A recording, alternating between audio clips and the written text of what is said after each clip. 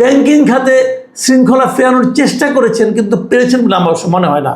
যেমন ওই মার্জ করা 5টা ব্যাংক, যে 5টা ইসলামী ব্যাংককে একত্র করা হয়েছিল, সেগুলোর মধ্যে একটু সুফল, একটু সুশাসন, একটু মানে স্থবিরতা কাটানোর চেষ্টা হয়েছে। একদম হয়নি এটা আমি বলবো না, কিন্তু সেইটা কি পর্যাপ্ত? এটা নিয়ে তো আমার মনে হয় পৃথক একটা এপিসোডই করা যায়।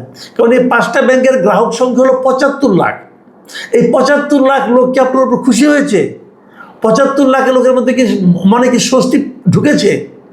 আমার জানার মতো অনেকে আছেন যে এই ব্যাংকগুলো তাদের এফডিআর করা ছিল, তাদের পেনশনের সমস্ত টাকা এখানে ছিল, সে টাকাগুলিতে এখন তাদের হয়তো অনেকে ম্যাচিউর করেছে, অনেকে করছে আগামী 2-1 মাসের মধ্যে, তারা কেউ টাকাগুলো তুলতে পারছেন না।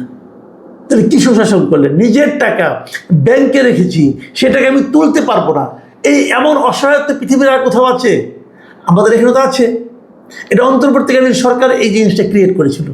অন্তর্বর্তী সরকারের যিনি বাংলাদেশ ব্যাংকের গভর্নর ছিলেন, যাকে নাকি প্রশংসা করতে করতে নাকি মুখে ফেনা উঠে যায়, সেই আহসান মনসুরের অপকর্মের একটা উজ্জ্বল প্রমাণ হলো এটা, যে 75 লাখ মানুষকে উনি দুশ্চিন্তার মধ্যে ফেলে দিয়ে গেছেন। তারা জানেন না যে তাদের জমাকৃত অর্থ তারা কবে তুলতে পারবেন। এখনও সেটা সমস্যার সমাধান হয়নি।